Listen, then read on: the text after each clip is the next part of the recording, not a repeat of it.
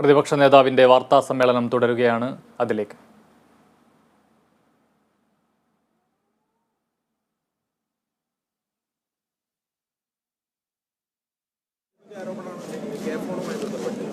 അതിൽ ശിവശങ്കരൻ അതിൽ പങ്കുണ്ടെന്ന് ഉൾപ്പെടെയുള്ള കാര്യങ്ങളാണ് പറയുന്നത്. മുഖ്യമന്ത്രിയായിട്ട് അതായത് ഈ ടെൻഡർ തുക കൂട്ടി നൽകിയതുമായി ബന്ധപ്പെട്ട് അതോടൊപ്പം തന്നെ ഉപകാരം നൽകിയ ചട്ടങ്ങൾ ലംഘിച്ച് ഉപകാരം നൽകി ഉൾപ്പെടുമ്പോൾ അപ്പോൾ മുഖ്യമന്ത്രിയുമായിട്ട് ഇത് നേരിട്ട് ലിങ്ക് ചെയ്യാനുള്ള അതിന്റെ തെളിവുകൾ രേഖകൾ പ്രതിപക്ഷത്തിന്റെ കയ്യിലുണ്ടോ? അത് തീർച്ചയായിട്ടും ഉണ്ട്.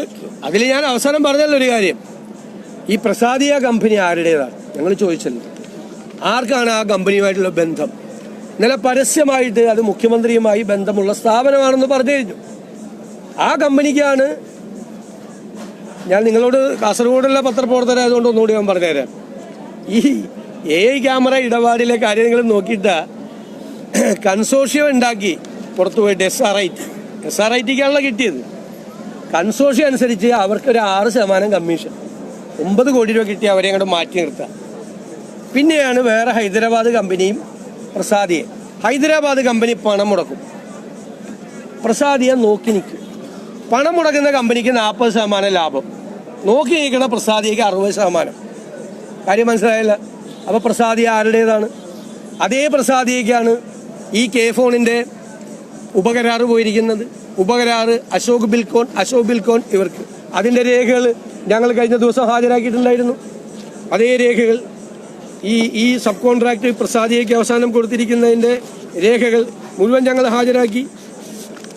അതാണ് രേഖകൾ, ഞങ്ങൾ ഹാജരാക്കിയ രേഖകളാണ് ഇത് കൊടുത്തിരിക്കുന്നത്. ഈ K-ഫോണിൻ്റെ കോൺട്രാക്ട് കൊടുത്തിരിക്കുന്നതിൻ്റെ രേഖകൾ മുഴുവൻ രേഖകളുണ്ട് ഞങ്ങളുടെ കയ്യിൽ. അതുപോലെ ഇവർ ഈ MSP കിട്ടുന്നതിന് വേണ്ടിയിട്ടുണ്ടാക്കിയ കാർട്ടൽ ഫോർമേഷൻ എന്താ ക്യൂബ് ഫൈബർ നെറ്റ് എന്ന് പറയുന്ന കമ്പനി കേട്ടോ. അത് 3 കമ്പനികളുണ്ട്. ഏറ്റവും രസകരമായ കാര്യം എന്ന് പറയുന്നത് ഈ 3 കമ്പനികളും ഈ ആദ്യത്തെ കൺസോർഷ്യത്തിലുള്ള റെയിൽവെയർ എന്ന് പറയുന്ന കമ്പനിയുടെ കൂടെയുള്ള സ്ഥാപനങ്ങളാണ്. എല്ലാം കറക്റ്റ് കമ്പനിയാണ്, മനസ്സിലായില്ലേ? അവർക്ക് തന്നെയാണ് ഇത് കൊടുത്തിരിക്കുന്നത്. SRIT ഇന്ത്യ ലിമിറ്റഡ് എന്ന് പറയുന്ന കമ്പനിയും റെയിൽവെയർ ഇന്റർനെറ്റിന്റെ സഹസ്ഥാപനങ്ങളുമാണ് ടെൻഡറിൽ പങ്കെടുത്തിരിക്കുന്നത്. ടെൻഡർ ഇവർ വന്നിട്ട് കാർട്ടൽ ഫോം ചെയ്തിരിക്കുകയാണ്. എന്നാലും അവർക്ക് തന്നെ കിട്ടുള്ളൂ, പുറത്തൊരാൾക്ക് കിട്ടില്ല. പുറത്തൊരാൾക്കും ഇതിൽ നിന്ന് ഒരു വർക്കും കിട്ടില്ല. ഏറ്റവും അവസാനം പെറ്റി ഇരിക്കുന്നത് ഞാൻ പറഞ്ഞല്ല, പ്രസാദിയുടെ പെറ്റിയിലേക്ക് എല്ലാം പോകും. റെയിൽ ആണെന്നേ ഈ പൊതുമേഖലാ സ്ഥാപനത്തിന് ഇതിനകത്ത് റോളില്ലല്ലോ. അവരിത് സബ് കോൺട്രാക്ട് കൊടുക്കുമല്ലേ. കൺസോർഷ്യം രൂപീകരിച്ചിട്ട് ഇപ്പോൾ ഞാൻ പറഞ്ഞുതരാം, സ്ട്രിക്റ്റ് കൺസോർഷ്യം കെൽട്രോൺ ഇവരുമായിട്ട് ഉണ്ടാക്കി സബ് കോൺട്രാക്ട് കൊടുക്കാൻ പാടില്ല എന്ന് പറഞ്ഞ് ഇത് അഴിമതി ക്യാമറയിൽ ടെൻഡർ കണ്ടീഷൻ പറഞ്ഞിരിക്കുന്നത് ഇത് സബ് കോൺട്രാക്ട് കൊടുക്കാൻ പാടില്ലെന്ന്. സബ് കോൺട്രാക്ട് അവർ കൊടുത്തു, മുഴുവൻ വർക്ക് സബ് കോൺട്രാക്ട് കൊടുത്തു. അതിന് കെൽട്രോൺ കൂടെ പിടിച്ചു കൊടുത്തു. കെൽട്രോൺ എന്താ ജോലി? അപ്പോൾ കെൽട്രോൺ ഒരു പണിയും ചെയ്യുന്നില്ല. ഇപ്പം ഭാരത് ഇലക്ട്രോണിക്സും വന്നതിന് ശേഷം അവരിതിൻ്റെ സബ് കോൺട്രാക്ട് കൊടുക്കുകയാണ്. ഇത് ധാരണയാണ് നേരത്തെ തന്നെ, മനസ്സിലായേ? ഈ കമ്പനിക്ക് SRITക്ക് കൊടുക്കുകയാണ്. SRIT അത് ഇന്ന കമ്പനിക്ക് സബ് കോൺട്രാക്ട് കൊടുത്തോളാന്ന് പറയും. അപ്പോൾ അന്തിമമായി വർക്ക് ആരാ ചെയ്യുന്നത്? പണം ആരുടെ കയ്യിലാണ് വരുന്നത്? പണം പ്രസാദിയുടെ കയ്യിൽ, മനസ്സിലായേ? മുമ്പിൽ കെൽട്രോണും ഭാരത് ഇലക്ട്രോണിക്സും ഒക്കെ നിൽക്കുകയാണ്. അപ്പോൾ നമ്മൾ സ്വാഭാവിക ഗതിയിൽ ഇത് എല്ലാം ഈ കമ്പനികൾക്കൊന്നും ഇത് നടത്തിക്കൊണ്ടുപോകാനുള്ള കപ്പാസിറ്റി ഇല്ല. ക്യാമറ വിവാദത്തിൽ വ്യവസായ വകുപ്പ് ഒരു അന്വേഷണം പ്രഖ്യാപിച്ചിരുന്നു.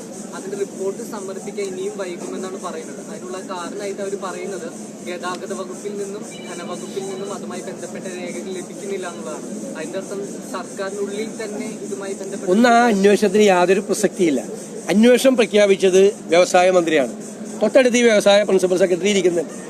വ്യവസായ പ്രിൻസിപ്പൽ സെക്രട്ടറി അന്വേഷിക്കാൻ ചുമതലപ്പെടുത്തുമ്പോൾ തന്നെ വ്യവസായ മന്ത്രി ഈ അഴിമതിയെ ന്യായീകരിക്കുക. വ്യവസായ മന്ത്രി ന്യായീകരിക്കുന്ന ഒരു അഴിമതിക്കെതിരായിട്ട് ഈ അദ്ദേഹത്തിന്റെ കീഴിൽ പ്രവർത്തിക്കുന്ന ഈ പ്രിൻസിപ്പൽ സെക്രട്ടറി റിപ്പോർട്ട് കൊടുക്കും. അത് തന്നെ ഒരു ആളുകളെ കബളിപ്പിക്കുകയും കണ്ണിൽ പൊടിയിടുന്നതിന് തുല്യമായിട്ടുള്ള ഒരു കാര്യമാണ്. ഇത് വമ്പൻ അഴിമതിയാണ്. കാരണം 1ാം പിണറായി സർക്കാരിന്റെ കാലത്ത് മുഖ്യമന്ത്രിയുടെ ആഫീസ് കേന്ദ്രമാക്കി നടന്ന സ്വർണ്ണക്കള്ളക്കടത്ത്. മുഖ്യമന്ത്രിയുടെ പ്രിൻസിപ്പൽ സെക്രട്ടറി ശിവശങ്കർ 100 ദിവസം ജയിലിൽ കിടന്നത് സ്വർണ്ണക്കള്ളക്കടത്തിലല്ലേ. 2 ലൈഫ് മിഷൻ കേസ്, പാവപ്പെട്ടവർക്ക് വീട് കൊടുക്കാൻ വെച്ചേക്കുന്ന കേസ്, അതും മുഖ്യമന്ത്രിയുടെ ആഫീസായിരുന്നു. അതിന്റെ പേരിൽ രണ്ടാമതും ഈ പ്രിൻസിപ്പൽ സെക്രട്ടറി ജയിലിൽ കിടക്കുക. മൂന്നാമത് അഴിമതി ക്യാമറ, നാലാമത് ഇപ്പോൾ K4. ഇതെല്ലാം മുഖ്യമന്ത്രിയുടെ ഓഫീസ് കേന്ദ്രീകരിച്ച് നടന്നിരിക്കുന്ന കാര്യങ്ങൾ തന്നെയാണ്, ഒരു സംശയമില്ല കാര്യത്തിൽ. അപ്പൊ അഴിമതിയുടെ കേന്ദ്രമായിരുന്നു ഒന്നാം പിണറായി സർക്കാരിന്റെ കാലത്ത് മുഖ്യമന്ത്രിയുടെ ഓഫീസ് അഴിമതിയുടെ കേന്ദ്രമായിരുന്നു. ഉദ്യോഗസ്ഥന്മാർ ജയിലിൽ പോവാണ്. പ്രസാദിയോ കമ്പനിയും ഊരാളുകളും ചേർന്ന് നിർമ്മിച്ചതാണ് കണ്ണൂർ തളിപ്പറമ്പിലും കാസർഗോഡ് വേലയിലും ഒരു കമ്പ്യൂട്ടറൈസ്ഡ് ഡ്രൈവിംഗ് ടെസ്റ്റ് ട്രാക്ക്. 5 കോടിയായിരുന്നു അതിന്റെ നിർമ്മാണ ചെലവ്. നിർമ്മാണമൊക്കെ പൂർത്തിയായി ഉദ്ഘാടനം കഴിഞ്ഞ് 3 വർഷമായി. ഇതുവരെ ജനങ്ങൾക്കായിട്ട് തുറന്നു കൊടുക്കുന്നില്ല. അപ്പൊ അതും ഒരു ഇതെല്ലാം ഞാൻ പറഞ്ഞല്ലോ, ഞങ്ങൾ കഴിഞ്ഞ ദിവസം പറഞ്ഞല്ലോ, ഊരാളുങ്കലിന്റെ വർക്ക് ഞങ്ങൾ കാണിച്ചിട്ടുണ്ട്. ഇതുപോലെ ഊരാളുങ്കലിന് വർക്ക് കിട്ടും. അപ്പോൾ ഞാൻ 100 കോടി രൂപ കോട്ട് ചെയ്താൽ 115 കോടി രൂപ ഊരാളുങ്കലാണ് കോട്ട് ചെയ്യണമെങ്കിൽ ശരിക്കും L1 ആണ് വേണ്ടത്. പക്ഷെ അവർക്ക് 15% പ്രൈസ് പ്രിഫറൻസ് ഉണ്ട്. 100 കോടി കോട്ട് ചെയ്യുന്ന കോൺട്രാക്ടറായി എനിക്ക് കിട്ടില്ല. 115 കോടി അവർക്ക് കിട്ടും. കരാറില്ലാതെയും കൊടുക്കാം അവർക്ക്, കരാറില്ലാതെ, അതായത് മത്സരമില്ലാതെ കൊടുക്കാം. അപ്പോൾ അവർ പറയാണ് ഈ പ്രോജക്റ്റിന് 200 കോടി വേണം എന്ന് പറഞ്ഞാൽ 200 കോടിക്ക് ടെൻഡർ ഇല്ലാതെ അവർക്ക് വർക്ക് കൊടുക്കുകയാണ്. അതാണ് പ്രധാനം. ഒരു കോമ്പറ്റേറ്റീവ് ടെൻഡർ ഉണ്ടെങ്കിൽ ചിലപ്പോൾ അത് 100 കോടി രൂപയ്ക്ക് പോകും. ഞങ്ങൾ 5 പേര് മത്സരിക്കുകയാണ്, അവ ഏറ്റവും കുറവ് കോട്ട് ചെയ്യും. അതാണുള്ള ടെൻഡറിൻ്റെ ഉദ്ദേശം. അതാണ് ഈ ഊരാളുങ്കലിന് കൊടുക്കുന്ന വർക്കുകളൊന്നും 80% വർക്കുകളും ടെൻഡർ ഇല്ലാതെ കൊടുക്കുകയാണ്. അപ്പോൾ അവർ നിശ്ചയിക്കുന്ന തുകയാണ്. അവർ 200 കോടി എന്ന് പറഞ്ഞാൽ 200 കോടി, അവർ 300 കോടി എന്ന് പറഞ്ഞാൽ 300 കോടി. അവർക്ക് സർക്കാരിൻ്റെ വർക്ക് മുഴുവൻ കിട്ടുകയാണ്. അവരെന്ത് ചെയ്യും? അവരിത് സബ് കോൺട്രാക്ട് കൊടുക്കും. അപ്പോൾ സബ് കോൺട്രാക്ട് കൊടുക്കുമ്പോൾ പ്രസാദിയ കമ്പനിക്ക് അവർ എത്ര വർക്കിലാണ് സബ് കോൺട്രാക്ട് കൊടുത്തിരിക്കുന്നത്?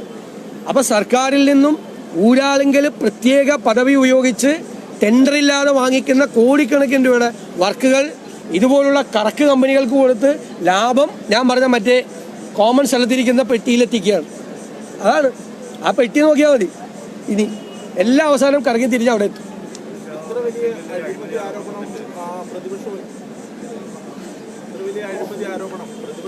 നിയോജകമണ്ഡലത്തിൽ 100 പേർക്ക് മാത്രം കൊടുക്കാവുന്ന സൗകര്യങ്ങൾ മാത്രമാണ് 6 കൊല്ലം കഴിഞ്ഞിട്ടുള്ളത്.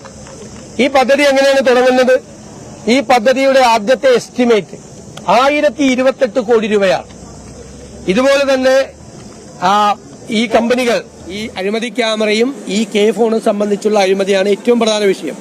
അത് സംബന്ധിച്ച് ഈ മാസം 20-ാം തീയതി സെക്രട്ടേറിയറ്റ് വളയുന്ന ഒരു വമ്പൻ പ്രതിഷേധമാണ് UDF സംഘടിപ്പിച്ചിട്ടുള്ളത്. ആ പ്രതിഷേധ പരിപാടി നടക്കും. യൂത്ത് കോൺഗ്രസ് ഒക്കെ അവരുടെ സംഘടനാ പരിപാടികൾ നടന്നുകൊണ്ടിരിക്കുകയാണ്, സമ്മേളനങ്ങൾ നടന്നുകൊണ്ടിരിക്കുകയാണ്. അവരതിലാണ് കംപ്ലീറ്റ് ആയിട്ട് ശ്രദ്ധിച്ചിരിക്കുന്നത്. ഞങ്ങൾ ചെറിയ ചെറിയ പരിപാടികൾ നടത്താതെ മുഴുവൻ പരിപാടികളും സെക്രട്ടേറിയറ്റിന്റെ മുന്നിലേക്ക് ഈ സർക്കാരിനെതിരായിട്ടുള്ള ഏറ്റവും വലിയ, ഈ ഗവൺമെന്റ് അധികാരത്തിൽ വന്നതിന് ശേഷമുള്ള ഈ സർക്കാരിനെതിരായിട്ടുള്ള ഏറ്റവും വലിയ പ്രതിഷേധ പരിപാടിയാണ് 20-ാം തീയതി നടക്കാൻ പോകുന്നത്. അതിൽ ഞങ്ങൾ കംപ്ലീറ്റ് കോൺസെൻട്രേറ്റ് ചെയ്യാം. ഇന്ന് നമ്മൾ അതാണ് കൺവെൻഷൻ. അപ്പോൾ അതാ നമുക്ക് അവിടെ പറയാം. അല്ല, ഞങ്ങൾ എല്ലാ വഴികളും ആലോചിക്കുന്നുണ്ട്. ഞാൻ പറയുന്നത്, ഞാൻ ഇന്നലെ ചോദിച്ച പോലെ, ഈ നമ്മൾ ഏത് കേസും പറയുമ്പോൾ ആരോപണ വിധേയരായ ആളുകൾ അവരൊരു മറുപടി പറയണ്ടേ? അവർ ഞങ്ങൾ തെറ്റ് ചെയ്തിട്ടില്ലെങ്കിൽ തെറ്റ് ചെയ്തിട്ടില്ല എന്ന് പറയട്ടെ, അല്ലെങ്കിൽ സമ്മതിക്കട്ടെ അബദ്ധം പറ്റിപ്പോയെന്ന് പറയട്ടെ, അല്ലെ ഒന്നും പറയാതിരിക്കുക. അപ്പൊ അതുകൂടി കേട്ടിട്ട് നിയമ നടപടി സ്വീകരിക്കാം. അല്ല, നിങ്ങൾ അറിയേണ്ടത് മുഖ്യമന്ത്രി പറഞ്ഞത് പൊതുയോഗത്തിലാണ് പറയേണ്ടത്. പൊതുയോഗത്തിൽ, ആകാശവാണിയാണ്, പൊതുയോഗത്തിൽ സംസാരിക്കുമ്പോൾ അങ്ങോട്ട് ആർക്കെങ്കിലും തിരിച്ചു വയ്ക്കാൻ പറ്റുമോ? മുമ്പിലിരിക്കുന്ന ഏതെങ്കിലും സഖാവിനെ എഴുന്നേറ്റ് നിന്നിട്ട് സഖാവ് ഇതാണോ എന്ന് ചോദിക്കാൻ പറ്റില്ലല്ലോ. അപ്പൊ പൊതുയോഗത്തിൽ പറയാണ് പുകമറ സൃഷ്ടിക്കുകയാണ് പ്രതിപക്ഷം. ആ പുകമറ ഒന്ന് മാറ്റിത്താ മുഖ്യമന്ത്രി. ആ പുകമറ ഒന്ന് മാറ്റിത്താ മുഖ്യമന്ത്രി. ഞങ്ങൾ പുകമറ സൃഷ്ടിച്ചിട്ടുണ്ടെങ്കിൽ, ഈ രേഖകൾ വെച്ചുകൊണ്ട് ഞങ്ങൾ പുകമറ സൃഷ്ടിച്ചിട്ടുണ്ടെങ്കിൽ ആ പുകമറ മാറ്റേണ്ട ഉത്തരവാദിത്തം കേരളത്തിലെ മുഖ്യമന്ത്രിക്കാണ്. അല്ലാതെ പൊതുയോഗത്തിൽ സഖാക്കന്മാരെ മാത്രം മുന്നിലിരുത്തിയിട്ട് പുകമറയാണ് പ്രതിപക്ഷം സൃഷ്ടിക്കുന്നതെന്ന് പറഞ്ഞാൽ ഇതിനുള്ള മറുപടി ആയില്ല. ഞാൻ പറഞ്ഞില്ല, ആദ്യത്തെ ഭരണാധികാരിയാണ് ഇന്ത്യയിൽ. ആരോപണം ഉയർന്നിട്ട് മിണ്ടാതെ നടക്കുന്ന, ഒളിച്ചോടി നടക്കുന്ന മഹാഭീരുവിനെ പോലെ മഹാമൗനത്തിന്റെ മാളങ്ങളിലേക്ക് ഒളിച്ച ആദ്യത്തെ ഭീരുവായ ഇന്ത്യയിലെ ഭരണാധികാരിയാണ്. ആ പട്ടമാണ് കൊടുക്കുന്നത് അദ്ദേഹത്തിന്.